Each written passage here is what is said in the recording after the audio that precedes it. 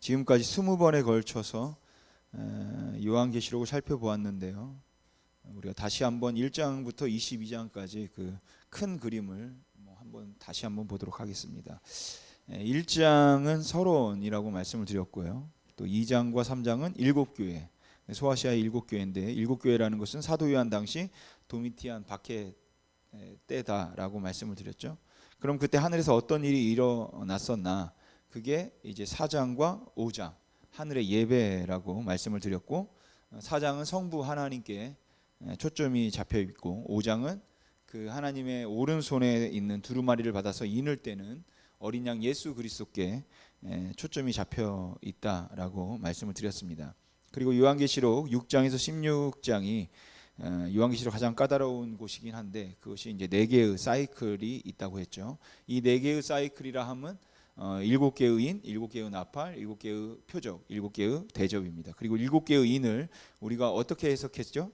사도 요한 당시 도미티안 박해를 묵시문학적으로 표현한 거다, 이렇게 우리가 해석했죠. 그리고 7개의 나팔은 우리가 하나씩 자세히 살펴보진 않았지만 6장 10절에 따른 하나님을 향한 성도들의 기도를 하나님이 흠양하시고 응답하심이다, 이렇게 말씀을 드렸습니다. 그러니까 하나님의 백성을 괴롭히고 핍박하는 자들에 대한 하나님의 징계가 7 나팔이라고 말씀을 드렸습니다. 그리고 7 표적은 다시 앞으로 돌아가서 그 모든 것을 이제 해석하는 것이라고 말씀을 드렸죠. 마지막으로 7 대접은 살펴보진 않았지만 지나가면서 말씀드렸던 것이 마지막 때 이제 재앙이라, 본문에서 그렇게 말하고 있는 것처럼 마지막 때 재앙이라고 우리가 말씀을 드렸죠.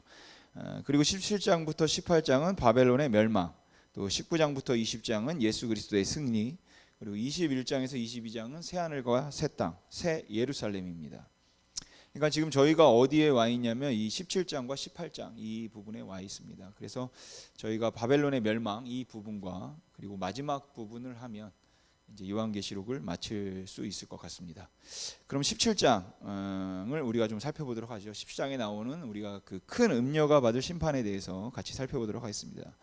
요한계시록 17장에는 굉장히 이제 유명한 자매님이 한 분 나오십니다.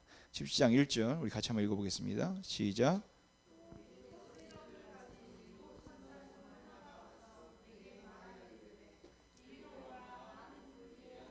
큰 음녀가 받을 심판을 내게 보이리라. 아멘. 그러니까 물이 있는데 그 물 위에 어떤 자매님이 앉아 계십니다. 근데 이 자매님을 음녀라고 하죠. 이렇게 많은 물 위에 앉아 있는 음녀가 받을 심판을 내가 너에게 보여줄 거다라고 말하면서 요한계시록 17장이 시작합니다. 그러면 도대체 이 음녀는 누굴까라는 것이에요.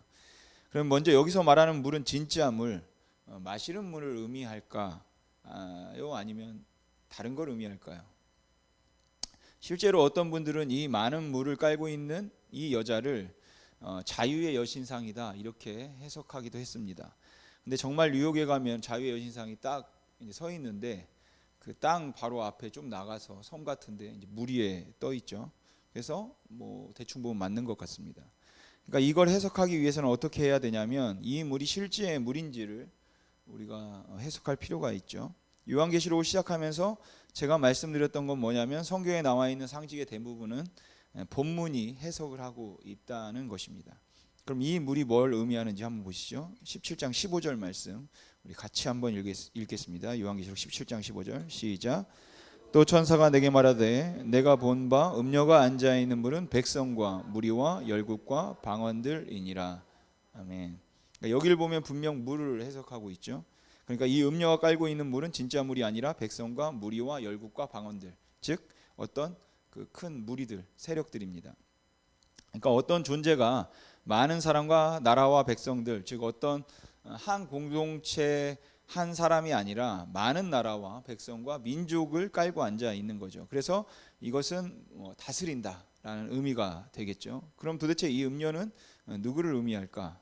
이미 말씀드렸듯이 말하는 사람이 어떤 상징을 사용할 때 이걸 내가 이런 의미로 말할 건데 듣는 사람들이 잘못 이해하면 어떻게 하지? 라는 그런 좀 의구심이 들 때는 반드시 본문의 해석이나 그것을 해석할 수 있는 근거를 준다고 말씀드렸죠. 그래서 사도 요한은 17장과 18장에 이 음녀가 뭘 의미하는지 7개에서 8개 정도의 안전장치를 해 놓았습니다. 그 단서들을 우리가 좀 살펴보도록 하겠습니다. 17장 3절입니다. 음녀가 누군지 알도록 사도 요한이 적어놓은 단서예요. 곧 성령으로 나를 데리고 광야로 가니라. 내가 보니 여자가 붉은빛 짐승을 탔는데, 그러니까 이 여자는 많은 물 위에만 앉아 있는 게 아니라 어떤 붉은빛 색깔을 띤 짐승도 탔습니다. 근데 이 짐승이 특별합니다. 이것은 지난주 살펴본 13장을 떠올리시면 금방 이해가 될 것이에요. 그 짐승의 몸에 하나님을 모독하는 이름들이 가득하고, 그러니까 이 여자가 탄 짐승의 겉에는 하나님의 이름을 모독하고 비방하는 말들로 가득하다라는 거죠. 그리고 7머리와 10뿔이 있습니다.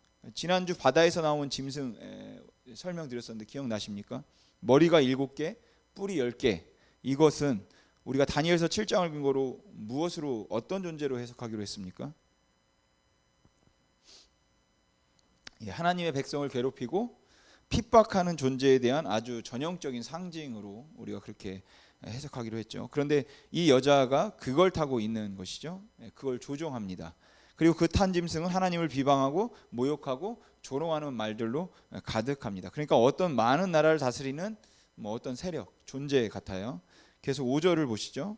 그의 이마에 이름이 기록되었으니 비밀이라, 큰 바벨론이라. 그러니까 세 번째는 뭐냐면 이 여자의 이마에는 바벨론이라고 적혀 있습니다. 그래서 많은 성경학자들은 이 여자를 바벨론이다 이렇게 말하기도 해요.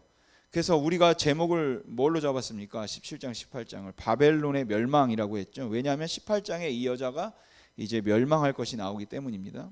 그런데 여러분, 사도 요한이 살았던 2000년 전, 약 2000년 전 로마 시대 그 당시에 전 세계에 바벨론이라는 나라가 존재했습니까?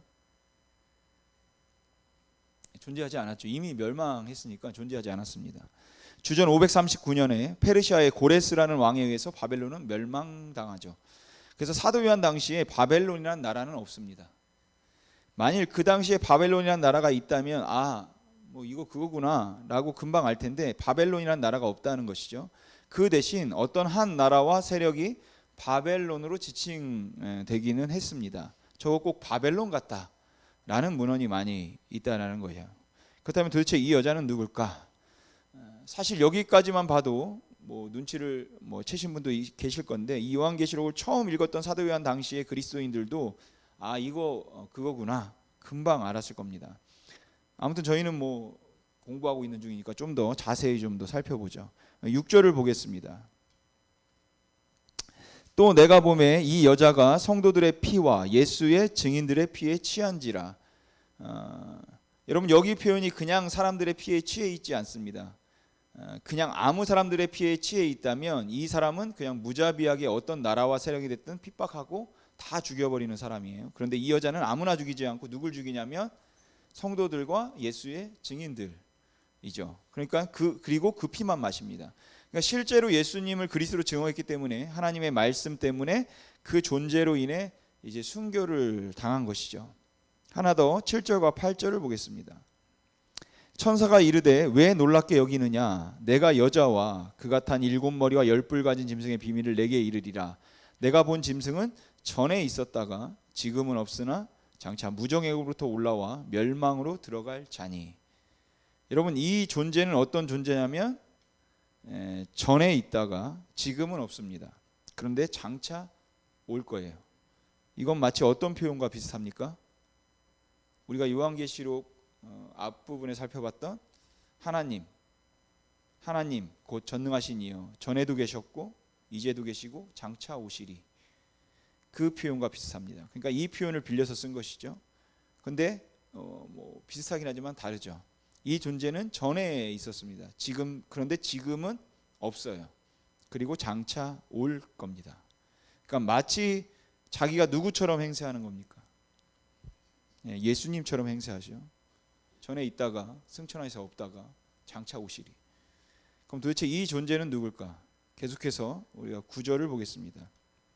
지혜 있는 뜻이 여기 있으니 그 7머리는 여자가 앉은 7산이요. 그러니까 이 여자는 많은 물만 깔고 앉아 있는 게 아닙니다. 또한 하나님을 모독하는 이름으로 가득한 어떤 짐승을 타고 있는 것만이 아니죠. 7 언덕을 일곱 산을 깔고 앉아 있어요. 이건 가장 대표적인 예로 그 당시 사람들이 들으면 그거 금방 알 수 있습니다. 18절 하나만 더 보겠습니다. 또 내가 본 그 여자는 땅의 왕들을 다스리는 큰 성이라. 큰 성. 그러니까 이 음녀는 어떤 한 사람이 아닌 거죠. 그러면 도대체 이 음녀는 누굴까? 하나님을 비방하고 성도들을 죽이고 모독하고 그리스도인들을 핍박하고 박해할 뿐만 아니라 일곱 산 위에, 일곱 언덕 위에 앉아 있습니다. 여러분 잠깐 여기 보실까요? 제가 이제 그 펜이 없어서 마우스로 대충 그렸습니다. 이게 뭔지 한번 맞춰보세요. 이게 뭡니까? 지도 어디 지도입니까? 우리나라 지도죠. 한반도 지도입니다. 우리나라는 아니고 북한까지 포함됐으니까 한반도 지도인데요. 뭐 오늘날 우리나라에 사는 사람이라면 이거 보여주면서 어떻게 아셨습니까? 이렇게 물어볼 필요가 없죠. 그냥 이거 딱 보면 그냥 압니다. 대충 끄적거려도 이 비슷하게 그리면 다 저거는 울릉도, 독도, 제주도 아는 거죠. 마찬가지로 사도 요한 당시에 한 나라가 일곱 언덕에서 시작됐다라는 것이죠. 어느 나라라면 로마입니다. 로마. 그래서 요한계시록 17장 1절에 나와 있는 이 음녀는 로마를 지칭하는 것이에요. 실제로도 도미티안 박해 때 그 로마가 그리스도인들을 잡아 죽였지 않습니까? 물론 이것을 하나님을 대적하는 적그리스도의 세력 이렇게 볼 수도 있어요. 그리고 보기도 하고요. 근데 그렇게 볼 때는 또 우리가 조심해야 합니다. 요한계시록 초반에 말씀드렸던 것 같은데 2000년 초반에 전 세계 요한계시록 해석의 이런 부분의 해석은 EU 유럽 연합이었어요. 7뿔 달리고 7머리 10뿔. 그래서 유럽 몇몇 나라들이 연합해서 7개, 10개 이렇게 연합할 때 저 왕관 10개 아니냐, 머리 7개 아니냐. 그러니까 이거는 그 10뿔 달린 짐승은 EU다. 그 음료는 EU다 이렇게 해석했죠. 그 당시에 그 해석에 대해서 뭐 누구도 반대하지 않았습니다. 정말로 유럽에 10개 나라가 이제 모였으니까요. 근데 1년도 안 되어서 그렇게 해석하는 사람은 없어졌어요. 왜냐하면 그 다음에 두 나라가 더 들어와서 EU가 더 12나라가 되고 또 그 다음에 더 들어오고 그래서 뭐 지금은 뭐 25, 7개 정도 뭐 될 겁니다. 그러니까 2022년 지금 요한계시록에 나오는 바다에서 나온 10뿔 달린 짐승을 유럽 연합이다 이렇게 그 음료도 뭐 유럽 연합이다 이렇게 해석하는 사람은 아무도 없습니다. 그래서 성경을 우리가 상황을 가지고 성경을 끼워 맞추면 안 되는 것이에요. 성경을 우리가 일단 성경을 해석한 다음에 그 다음에 우리가 처한 현실을 와야 하는 것입니다.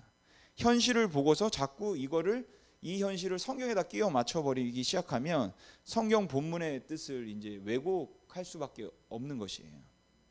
굉장히 위험한 것이. 왜냐하면 이것은 굉장히 사람들의 흥미를 자극하게 되고 그것은 사람들을 미혹할 수 있기 때문에 그렇습니다.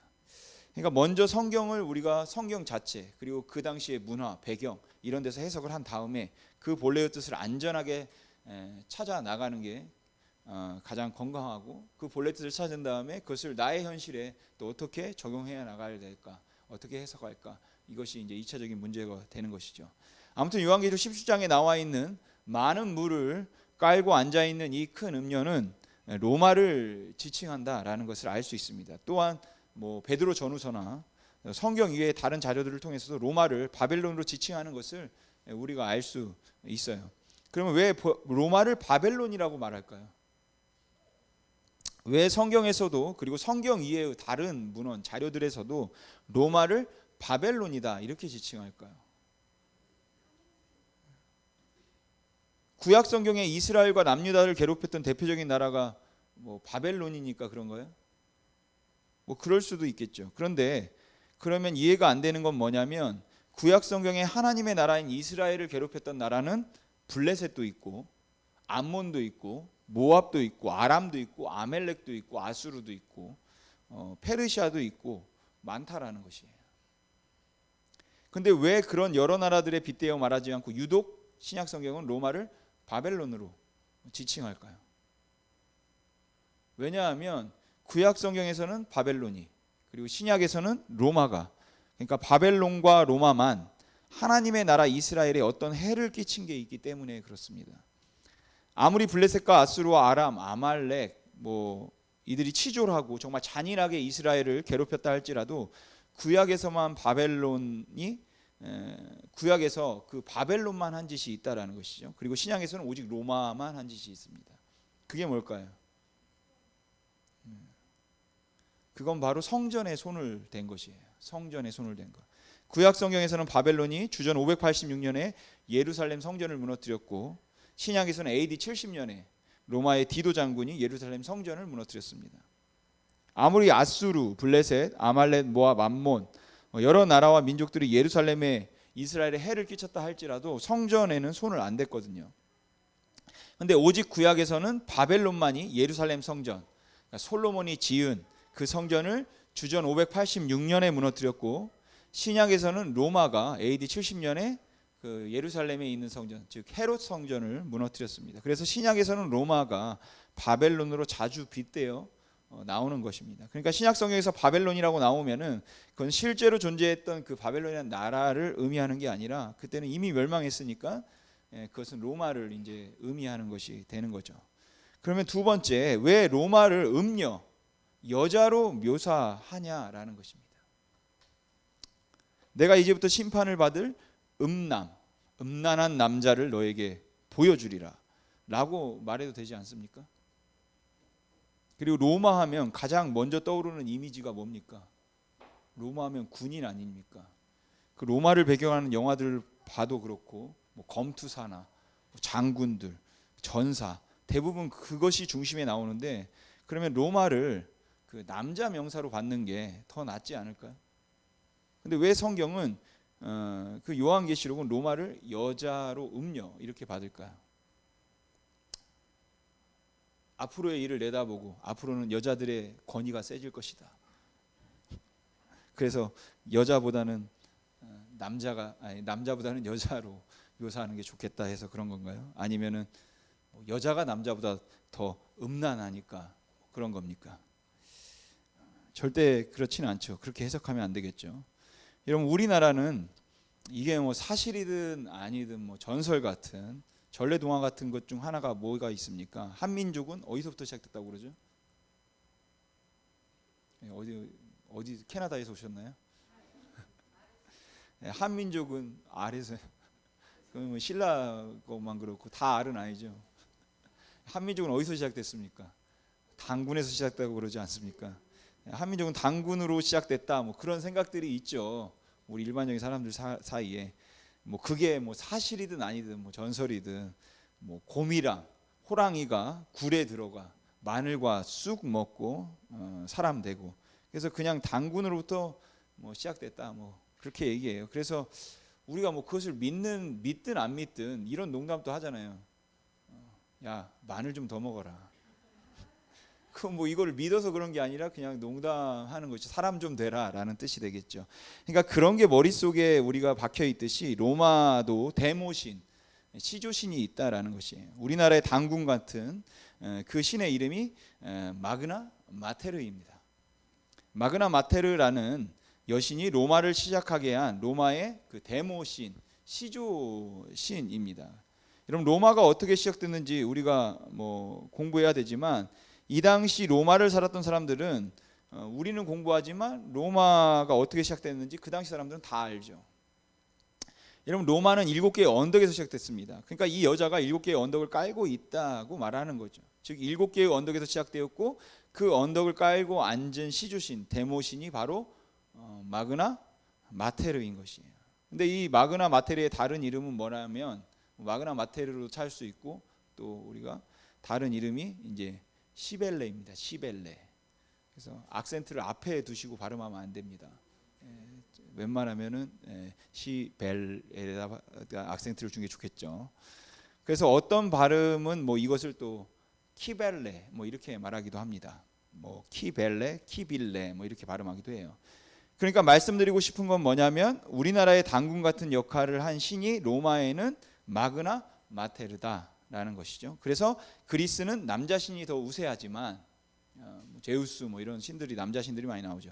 로마로 넘어오면서는 여자 신이 급속하게 퍼집니다. 여러분이 기억하실지 모르겠는데 에베소의 주신은 누구였습니까? 예, 아데미 여신이었죠. 여자신입니다. 여신이니까. 그럼 고린도의 주신은 누구였는지 기억나십니까? 아프로디테. 이것도 여자신이죠. 그리고 로마는 마그나 마테르.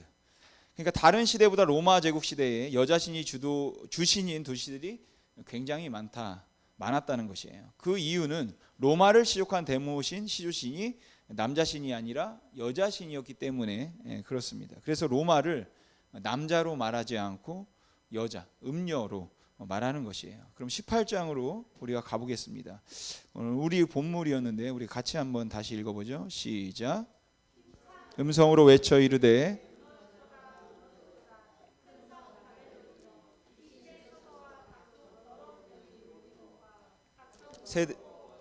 새들이 모이는 곳이 되었도다. 아멘. 무너졌도다 큰 성 로마여. 그냥 이렇게 말해도 되겠지만 이 당시가 박해 상황이기 때문에 실명을 거론할 수 없는 거죠. 그래서 다른 사람들이 익히 알 수 있는 말로 이제 빗대어 말하는 것입니다. 계속해서 18장 21절 우리 같이 읽어보겠습니다. 시작. 이에 한 힘센 천사가 큰 맷돌 같은 돌을 들어 바다에 던져 이르되 큰 성 바벨론이 이같이 비참하게 던져져 결코 다시 보이지 아니하리로다. 아멘. 그러니까 바벨론 즉 로마가 한 번에 멸망할 것이다. 급격하게 멸망할 것이다 라는 말씀을 이때 이제 해주고 계시는 것이죠.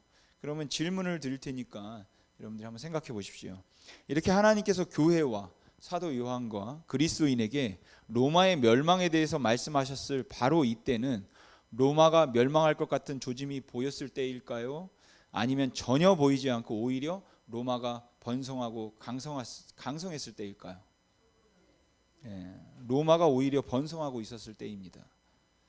만일에 로마의 국군이 기울어져서 계속 분열되고 전쟁에서 패하고 그럴 때 이 말씀을 주셨다면 그럴 것 같아. 나도 느꼈다. 이제 곧 로마는 멸망할 거다라고 받아들이고 알겠지만 사도 요한 당시 도미티안이 로마를 다스리고 있었던 바로 이때는 로마에는 멸망의 조짐은커녕 아주 번성하고 있었을 때입니다. 그런데 이때 아니다. 로마는 멸망할 거다라는 말씀을 주시는 것이에요. 따라서 여러분 우리가 보는 것만을 믿어서는 안 되는 것입니다. 하나님의 우리가 말씀을 믿어야 되는 것이에요. 절대로 멸망하지 않는다. 그렇지 않습니다. 그 모든 생사화복을 주관하시고 다스리시는 분은 여러분 하나님이심을 믿으시기 바랍니다. 아무리 멸망할 것 같지 않다 할지라도 한순간에 멸망할 수 있습니다. 반대로 이제 완전히 끝났다. 완전히 가능성이 전혀 없다 라고 해도 그러나 하나님이 말씀하시면 하나님이 다스리시면 살아날 수 있습니다. 그것을 지금 요한계시록에서 말씀하고 있는 것이에요. 여러분 이 바벨론의 멸망에 대한 말씀을 주셨을 때는 로마의 멸망의 조짐이 전혀 보이지 않을 때입니다. 그러니까 여러분 두려워하지 마십시오. 사람을 두려워하지 마시고 여러분 환경을 두려워하지 마십시오. 다 끝났다. 이제 다 끝났다. 뭐가 다 끝납니까 여러분? 하나님이 끝할 때까지 여러분 끝나는 것 아닙니다. 예전에 한번 설명했던 것 같은데 구약의 그 바벨론의 역사를 다시 한번 우리가 좀 살펴보겠습니다. 주전 586년에 예루살렘 성과 성전이 그 바벨론에 의해서 멸망당하죠. 바벨론의 느부갓네살에 의해서 멸망당합니다. 이때 바벨론의 느부갓네살이 예루살렘을 4번에 걸쳐서 침공하는데 주전 605년, 주전 597년, 주전 586년, 주전 582년 4번에 걸쳐서 침공합니다. 4번에 걸쳐 멸망당하는데 3번째 공격할 때 그 주전 586년 그때 예루살렘 성과 성전이 무너지죠. 그리고 많은 사람들이 4번의 그 침공 가운데 포로로 잡혀갑니다. 그리고 시간이 지나서 주전 539년에 그 대제국 바벨론 옆에 조그만 나라가 있었습니다. 여기 부분쯤에 있었는데 이제 페르시아입니다. 그 나라를 성경은 이제 바사다라고 부르죠. 세계사에서는 이제 페르시아 이렇게 부르고요. 그리고 그 페르시아에 고레스라는 왕이 있었습니다. 근데 보시면 아시겠지만 페르시아와 바벨론을 비교하면 이제 저 정도 저 붉은 동그라미 정도가 페르시아인데 바벨론은 이쪽 저쪽 여러분들이 보실 때 왼쪽 부분에 있는 큰 땅덩어리죠. 바벨론 제국. 그러니까 상대가 안 되죠. 전쟁을 할 수가 없죠. 절대 이길 수 없습니다. 그래서 페르시아의 고레스가 외할아버지의 나라인 그 메대 제국, 메대의 나라를 점령하고, 대단하죠. 페르시아도 작은, 바사가 작은데 그 큰 메대의 나라를 먹어버립니다. 뭐 그 이야기는 예전에 했으니까 자세한 이야기는 생략하고, 그리고 외할아버지를 폐위시키고 이제 외삼촌을 왕위에 앉힌 후에 그 외삼촌과 메대와 연합해서 바벨론을 치러 가죠. 그러니까 이제 정치가 좀 비슷해졌으니까 이제 전쟁이 좀 할만한 것이죠. 그리고 그게 이제 다니엘서에 나오는 겁니다.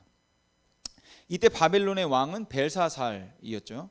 정확히 말하면 벨사살은 이제 왕자였고, 이 당시 바벨론의 왕은 아버지 나보니두스였는데, 나보니두스는 뭐 해외 그 원정 그 전쟁 중이었다 이렇게 말하기도 하고, 뭐 아파서 요양 중이었다 이렇게 하기도 하는데, 아무튼 나라에서 떠나 있었고, 그의 아들 벨사살이 이제 대신해서 나라를 다스리고 있었던 때입니다. 그리고 다니엘은 총리로 있었죠.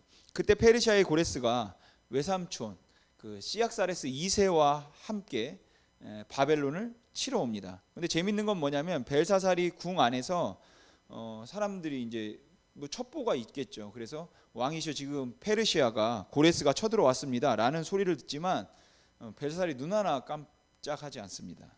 그냥 술잔치 벌이죠. 그게 바로 다니엘 5장 1절이에요. 벨사살 왕이 큰 잔치를 베풀고 술을 마셨던 그 술잔치를 벌였던 게 바로 이때입니다. 그렇게 메데바사 연합군이 공격해 왔지만 눈 하나 깜짝하지 않고 그냥 뭐 잔치하는 거예요. 절대 우리는 망하지 않는다, 무너뜨릴 수 없다. 왜냐하면 이 당시 바벨론 성이 함락될 수 있다고는 그 누구도 생각하지 않았기 때문입니다. 성벽 높이가 90m 정도 됐다고 해요. 그리고 성벽 두께가 26.5m, 그 4마리의 말이 끄는 마차가 왕복으로 다닐 수 있는 성벽 그 위에 있었어요, 도로가. 그리고 기초를 지면에서 그러니까 땅 밑으로 11m 더 파고 내려가서 기초를 팠답니다. 근데 이 성벽이 하나가 아니라 2개, 이중 구조로 되어 있습니다. 그리고 그 바깥쪽으로는 이렇게 다 물이 도는 거죠. 해자가 돌고 있죠. 그래서 성벽을 유브라데 강물이 휘감아 돕니다. 그러니까 해자가 성벽 둘레에 있으니까 일단 이 물을 건너야 돼요. 이 물을 건널 길을 한 군데밖에 없고, 성문 있는 들어오는 길. 그렇기 때문에 그 성을 넘을 수도 없고, 또 해자가 있으니까 접근도 안 되고, 뚫을 수 없는, 어떻게 해볼 수 없는 정말 큰 성, 바벨론 성입니다. 그러니까 절대 못 뚫죠.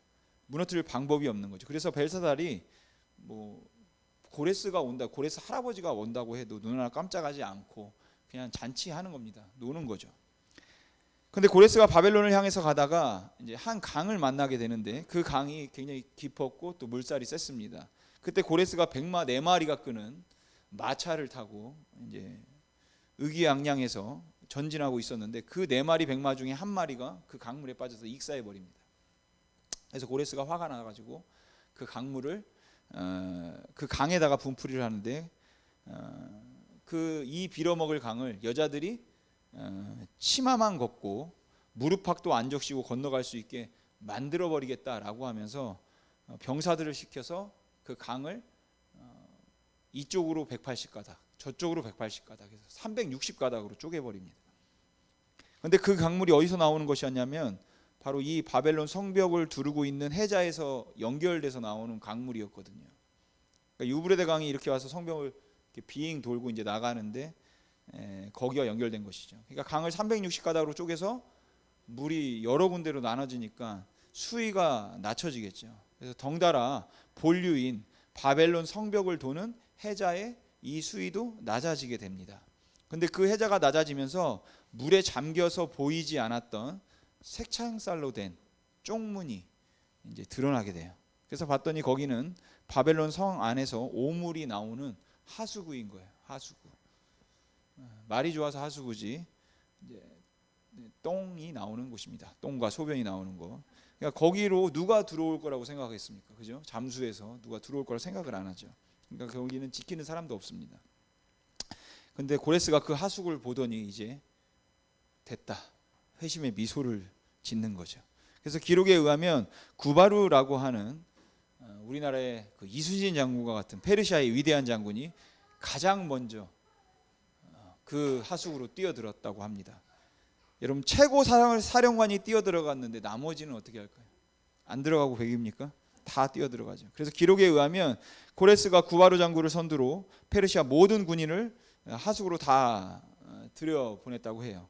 그래서 새벽이 되니까 페르시아 군인들이 이 성 안으로 다 들어와 있는 거죠. 근데 그 바벨론 군인들은 술 파티하고 있었고 다 자고 있는 거죠. 그래서 그냥 꽃이 꽂듯이 꽂고 다니면서 다 죽이면 되는 겁니다. 그래서 바벨론은 성문이 열리지 않고 무너졌습니다. 불이 안 타고 무너졌어요. 내부에서 무너졌거든요. 그리고 나중에 10일 뒤에 성문이 열립니다. 그래서 영문학에서도 어떤 존재가 멸망할 것 같지 않은데 갑작스럽게 멸망하면 바벨론처럼 멸망했다, 이런 표현을 쓰죠. 그 이해를 가지고 요한계시록으로 우리가 다시 오면 하나님이 말씀하십니다. 바벨론은 멸망한다. 한순간에 멸망한다. 무너지고 급작스럽게 무너진다. 두 번 다시 못 볼 거다. 이렇게 말씀하시는 것이에요. 이렇게 바벨론이 단 한밤에, 하룻밤 만에 무너져 버리거든요. 근데 이 말씀이 언제 주어진 것이냐면 로마가 멸망할 조짐이 있을 때가 아니라 강성할 때, 바벨론이 절대 무너지지 않을 거라고 안에서 술잔치가 벌어졌을 때, 하룻밤 만에 무너져 버리는.